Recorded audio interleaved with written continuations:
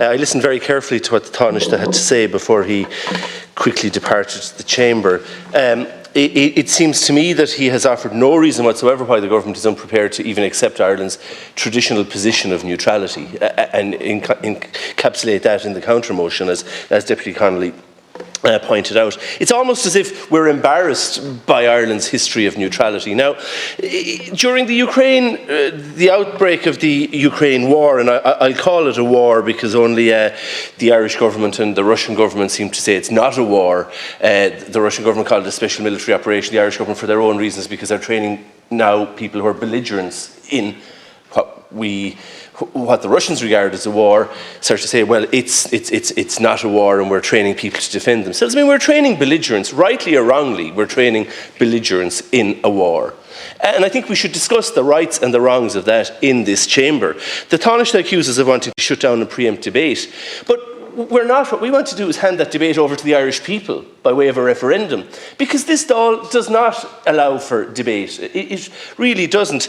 The original motion referred to Horgan and the Taoiseach, Horgan versus the Taoiseach. Now, we must accept that the President of the High Court, who delivered judgment in that, held against the plaintiff, Dr. Horgan, and found that the use of Shannon Airport and the use of Ireland generally did not conflict with our constitutional provisions. But that's a huge step, though, I would respectfully say, from that to where we're at now, which is arming belligerents with non-lethal weapons and training them in the use of lethal weapons. And Horgan looked very much at a lot of US cases where he talked about the rivalry and the challenges between the executive and the legislature when it came to the declaration of war. Now, let's be honest.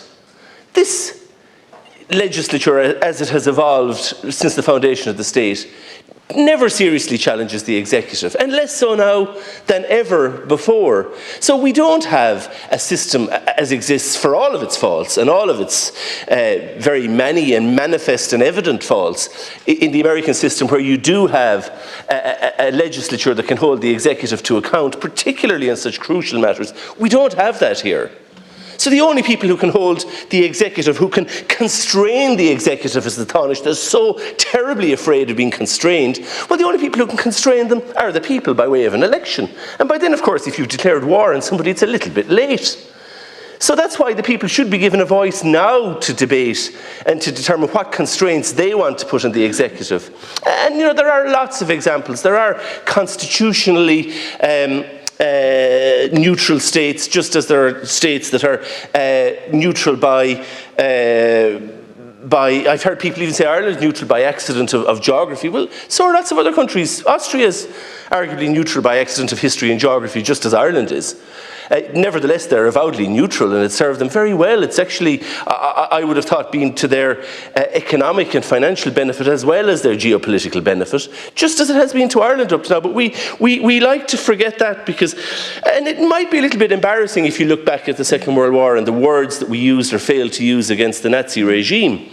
If you compare them to the bellicose words that both the Taoiseach and the Taoiseach have had about Russia, about how it was barbaric, a rogue state, I couldn't find enough words with which to condemn Vladimir Putin. But I don't hear those words being used.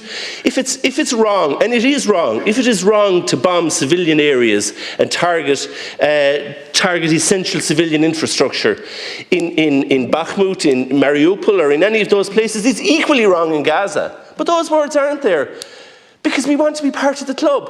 And the Taoiseach is obsessed with being part of the club, and people see that, and that's why it is important to constrain the executive, because we might have as weak a Taoiseach again in future who's so desperate to curry favour with his partners, as we call them. The Count Corley used the word ally when introducing Zelensky, which I found a very inappropriate word to use in the circumstances. We may sympathise with him, but that doesn't make him an ally.